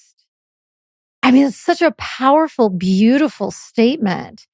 And you could say that's how I live my life. I've worded it other ways when I explain my devotion and the place from which I live from. And, I'm not willing to compromise my connection to the divine, to God. I know people, sometimes that particular word can have, I don't know, some sensitivities or charge to it. I personally like to refer to it as God. I also say Great Spirit, but it's such a powerful statement. And I just, the whole drive home, I just couldn't stop thinking about how this is. I started to research it because I was like, why am I so struck by this? Why, when I read it on this license plate, why am I thinking about it so much? And if my research is correct, the phrase "In God we trust" became the official motto of our country. It's the official United States motto as of 1956. That is our country's motto, "In God we trust." And I don't know. I mean, maybe I'm looking at things funny. Maybe I'm not living in the right area of the country, but it just seems to me that there's not a whole lot going on in this country that lives by or speaks to or adheres to what is the motto of our country, "In God we trust." Like, it seems like we're very far removed from the majority of the population, having that as a founding principle of their lives or a guiding foundation from which they go about their day or their daily operations. So I was just fascinated and mystified by this. And I think that's probably all I have to add to that is just the fascination. So I'll let you take it from here. But what are your thoughts on that? Well, I had no idea that it was the official motto. Maybe I'm wrong. No, yeah, but I think that's what it says. You know, if the interweb told you that's what it is, it probably is. The funny thing about that, and maybe one of the reasons that you're not seeing that as a more prevalent ethos, is based on the fact that the entity that claimed that as our motto is a corporation called the United States. It's a company. And so why would any of us follow the motto of a company that we don't necessarily believe in? Like when I walk in Target and they have there's something for everyone motto, I'm not going to just take that as my motto. It's some company, right? So I think there's a divorce between our intuitive knowing that what we, at least I could probably speak for most of my friends, and the way we view our country and patriotism, it's based on the United States of America. It's America. It's the melting pot of Americans, people from all over the world that came here and made it this amazing place that it is. But that's the foundation is there. And then there's an overlay that is this corporation. And that corporation is the one that's like using inversion of reality or inversion of good, because everything that corporation does is to feed itself at the expense of the people living on this territory of land. But what would be their point in picking that as their motto? A diversion, maybe, or maybe those in power, maybe they do trust in a God, but it's just not the God we're thinking of. You know, based on there are different types of gods, based on how genocidal and violent and exploitive and deceitful they are. They, as in the state, in general. But even underneath that, you have the real ethos culturally of this land, I think, based on the indigenous peoples who were here originally, from what I could gather, and there's probably different levels of truth as to who they were. Maybe there were people that we would think of as African Americans that were also native to this continent, and there were also, you know, the Native Americans, the Indians, who knows? History's all a lie, so we don't really know. But we know there were people here, presumably before Europeans came over and went like, hey, fuck you guys, we're taking all this, right? But I think all indigenous cultures, from what I know of them, live by the ethos of in Creator we trust, in God we trust, in the earth we trust, in nature we trust, right? It's kind of this animism throughout most indigenous cultures. So I can get behind in God we trust as like a country slogan or motto or principle, but not the version of it that's being given to me by the corporation called the United States, capital U, capital S, located in the District of Columbia. So that's a very convoluted answer or perspective on it, but at its core base level, trusting in God is the only way I am not 6 feet under. There's no way I could handle life, this human experience, without surrendering all of it to God. And everything we talked about before, you know, forgiveness and all of that is all based on trusting in the benevolence of consciousness as it expresses itself, which to me is what God is. But it is interesting that the state uses religious terminology or spiritual terminology, but they don't live by it or follow it in any way. Maybe some of the founding fathers, as they're called, that, you know, instituted some of these principles in the Constitution, maybe some of them lived by it and believed in by it, and perhaps it was subjugated or taken over. What's the word I'm looking for? Like counterfeit. You know, there's like maybe counterfeit iterations of what the government here was supposed to be or was at some time. But when you told me that the other day, I was like, oh, that's what's on Federal Reserve notes, which most of us think of as money, but they're not actually money. If you look up money in a legal dictionary, it says silver and gold coins. That's what money is legally defined as. Federal Reserve notes are promissory notes. They're just a promise to pay, right? So our money is fake, and they put such authentic and real motto on the money, "In God we trust," but it's literally printed on something that is antithetical to God because it's based on deception and usury and falsehood. That's the inversion, is like where the dark side of the polarity energies use goodness as a shield or a tool of manipulation. But that doesn't mean that there's not goodness still within the principle. It's just being used. It's being used in the wrong way, or being used for malevolent purposes. Right. That doesn't make it any less true. So I can see that on a fake ass dollar bill and be like, yeah, it's still true, even though it's being used in a way that is out of alignment for how I would apply it in my life. Yeah, it's really interesting. And now, as we're talking about a little bit more, I'm curious, whose idea was it in 1956? Like, to make that the motto? Why? How often is there a new motto? Yeah. Does anyone care about the motto? It'd be interesting to know who was the spearhead behind that, because by 1956, this country was completely sold out to foreign interests, and it was a shell of a country based on just absolutely based on debt and feudalism.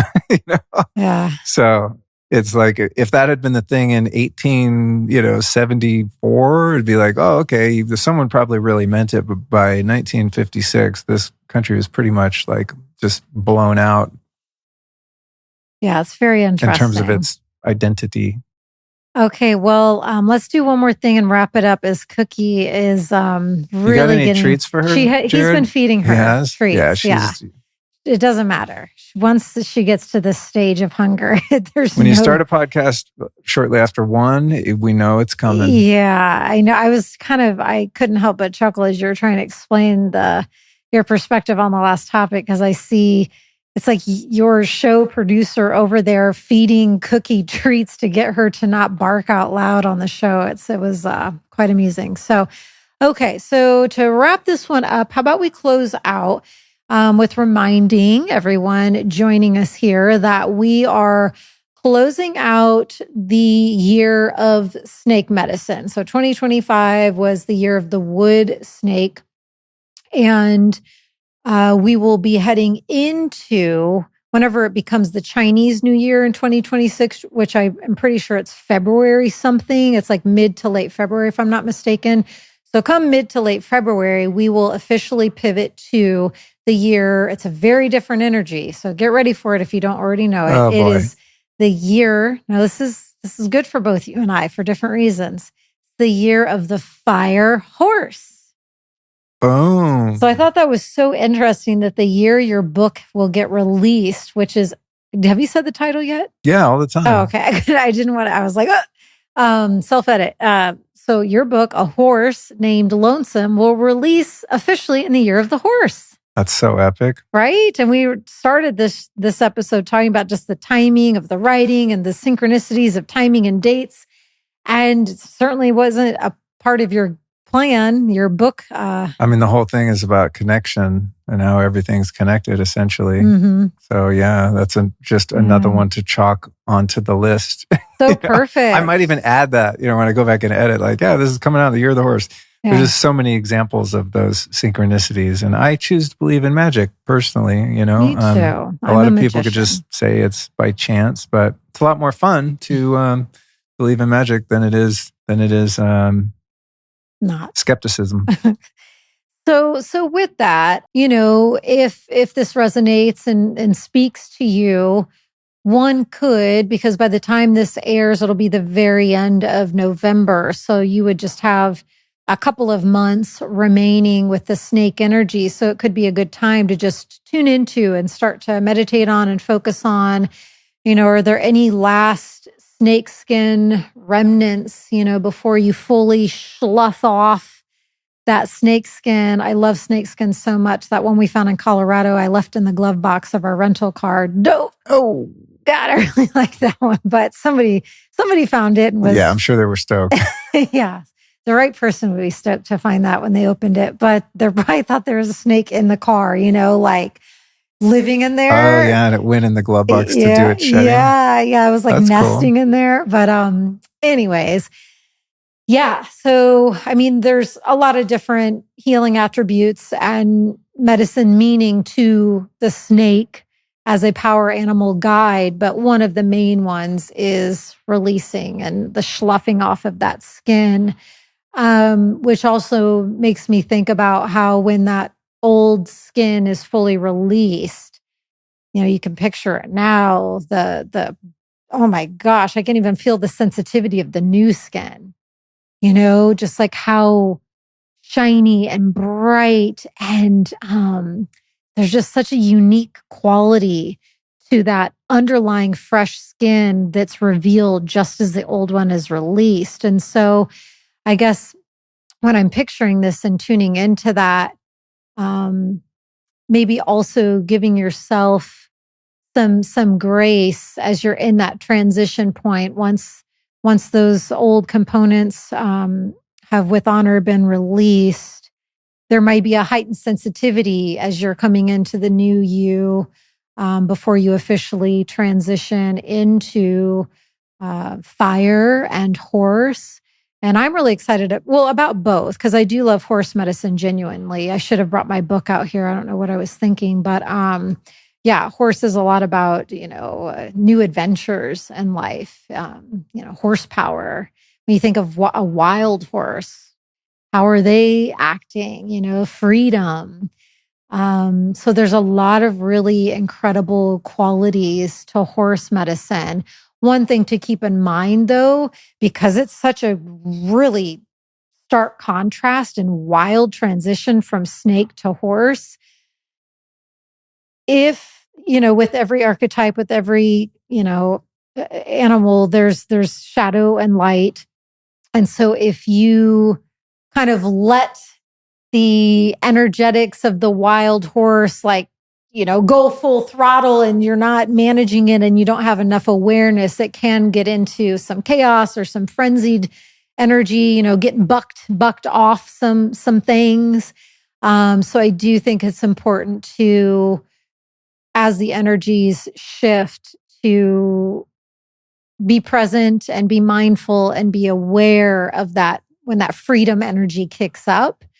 To just have an extra heightened mindfulness until we adjust. We've got a year to be with horse. And then for me, I'm personally excited about the fire component too, because I'm a fire keeper and you know how much I love fire. I sit in front of the fire every single morning, even when it doesn't warrant turning on our fireplace. I have it on and I'm sitting there naked in front of it. And I love fires outside and communing with fire, reading the fire, prayers, offerings. I'm just so into fire. It brought me to tears the other day, but that's a conversation for another time. But I look forward to bringing people to the fire next year more. I do plan and intend on having fire gatherings where there's different themes for prayers, different themes for offerings, maybe even teaching people more about pyromancy, learning how to read the flames, the smoke, when you give an offering to the fire and it changes, teaching people how to reconnect to that intuitive knowing inside, because we all have it. Some traditions believe the fire is the original shaman of our planet. It's been here for millions, billions of years. Think of the record keeping that the fire has. It's really incredible. It's truly mind blowing. I could go on and on. So yeah, just some things to keep in mind as we're getting ready to close out this here year and pivot from wood snake to fire horse. Even when you just hear me say that, can you not feel? Sounds badass. Yeah. Well, it's a big change. Sounds badass. One thing I like to do with fire. What? Fire. Yeah, that. I mean, with a lot of things, with elements, water, nature, etc. But with fire, when I'm looking at the fire, I like to pretend like I've never seen a fire before. Like it's the very first time I've ever experienced that element. And looking at fire from that perspective, I mean, you can only try because you know you've seen it before. But imagine you came from another planet where there was no such thing as fire, and all of a sudden you're sitting there looking at this living being that can be. It's a perfect representation of duality too, because it can destruct and destroy, and it can also feed new life. It sustains life. It warms life. It can keep you alive just as fast as it can kill you. I mean, it's such a noble, yes, I have chills, and dualistic element. It's the raddest thing ever. And I am with you. You know, we have a little fire pit in the backyard. Nothing too elaborate, but I would like to put more attention into that. When our pool broke, so we got to fix our pool, and that's going to make us have to fix a couple other things. But I'm on board with this fire idea. I'm also feeling part of my shedding is this insulated life of solitude. I've been living in this creative process and really want to call in, the fire horse of a pack of wild horses and really, start to put some effort into spending more time with community and around other people and really connecting. So I think the horse and the fire are a great opportunity. And we have, we got a backyard. It's the perfect opportunity because fire, I mean, is probably the most ancient thing that brings people together, sitting around the fire and communing in that way is probably the most or one of the most ancient human practices. Plus, it's really good for you. Infrared heat. It's really good for you. And it's also a really good demonstration or metaphor for the illusion of separation, right? Because you have a fire and then you take 4 sticks and you light them on fire. And the minute you put them in the main fire, then it's no longer a stick on fire. Now it's just, it all joins in one fire. Mm-hmm. It's a really cool physical representation of a metaphysical principle that things only appear to be existing in isolation. But the fire is the one thing that just consumes everything around it and becomes one with it. It's really, really beautiful to observe that. It's, one of, for sure, and no question asked, one of my favorite things to do in life is to just sit with the fire. And would you like to have a fire tonight? Sure. I have my integration call. I have things I actually have to do tonight, but this week, yes. Okay. And actually, I'd like to do it maybe in a couple of days because remember I was telling you on our walk about the vows, and I want to do a prayer regarding these different vows, and I would like to do it at the fire. So give me a couple of days to wrap my head around that. But yeah, the last thing I was just going to say was I just love fire gazing and the medicine of it. And when you ask the fire a question and then gaze into it, like the ways in which it answers you, whether through texture or shape or color, or there's been countless times where I've seen animals, beings, dragons, fully present.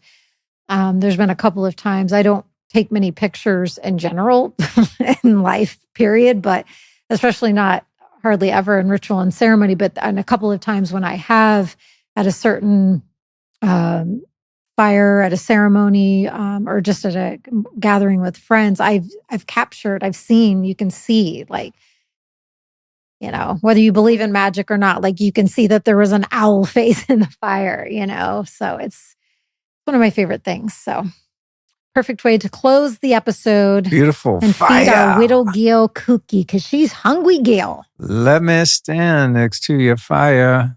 Okay, honey. There's your next song you can learn. You've been learning some new ones, I've noticed. Yep. Yesterday I learned Sweet Virginia. Yep. One of my favorite it's a Rolling real Stones songs. Country sounding one. Very country. It's on Exile. Yeah. Exile on Main Street. Very country. One of their best albums. And it's surprisingly easy. It's like the same 3 chords on the guitar. I had no idea. You listen to songs your whole life and it sounds like, oh, that must be hard. Yeah. And then sit down and play it. And it's like, that was it? I mean, of course, the execution is one thing, but the base idea. Yeah. Well, we have a lot of cool topics that we didn't get to, so we will, I'm sure, get to those soon. I think our next one will be an AMA. So if any of you listeners have any questions for Luke, and I guess if you have a question for me, you could toss it in there because I will be the one asking him the questions. So yeah, send those in. Where do they send those if they have them? Where do people send questions? Yeah, DM, social media. DM you? DM on any of the social posts on Instagram at Luke Storey, YouTube, youtube.com/Luke Storey.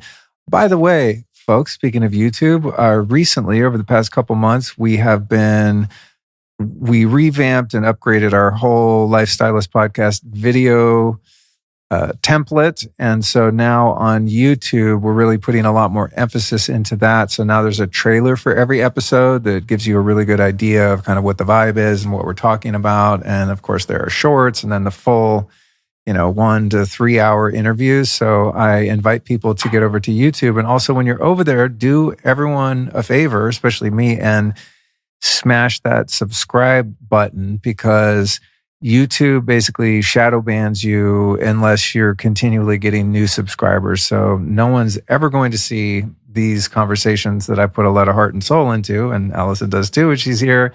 Unless you guys are doing that, then the algorithm machine elves will recommend it to other people. I like that, the machine elves. Yeah.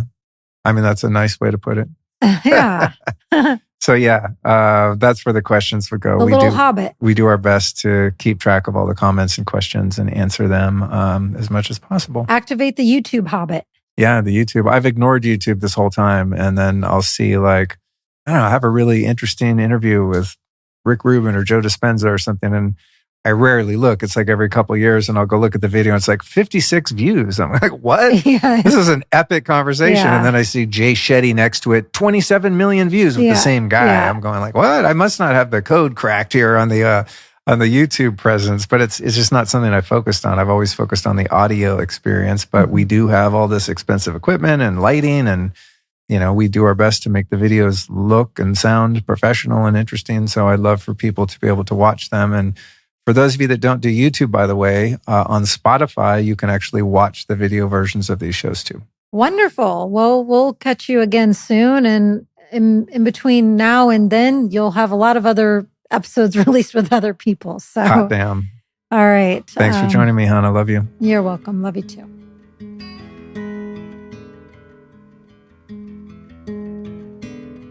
All right, family, thanks for tuning in to The Lifestylist and making me part of your day.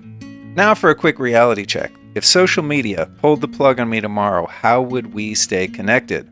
I've been battling the Chinese Communist Party for years as they keep banning me on TikTok. And you never know how the tide might shift with Instagram or YouTube either. One wrong word and the algorithm can shut you down. That's why I've been proactive. I'm doubling down on email as one of my most reliable long-term channels of communication. But there's one new twist. Instead of me blasting the same content to everyone on my email list, now you get to choose exactly what shows up in your inbox and what doesn't. So whether it's biohacking, truth, wellness, spirituality, or my uncut take on current events, whatever lights you up the most is what you'll get. So I highly recommend you get to lukestory.com/privatehouse. Set your preferences and enjoy a content stream based on your most important interests. No middleman, no algorithm, no censorship, and no spam. It's where I can speak freely and share what I actually think, and no one but you and me decides what gets seen. So again, that's lukestory.com/privatehouse, where you can enjoy a tailored experience with bonus content you won't get anywhere else. And there's no need to even memorize that link or save it for later. You're going to see it right in this episode description on your podcast app. So hit it before you quit it. And I'll see you all in my private house.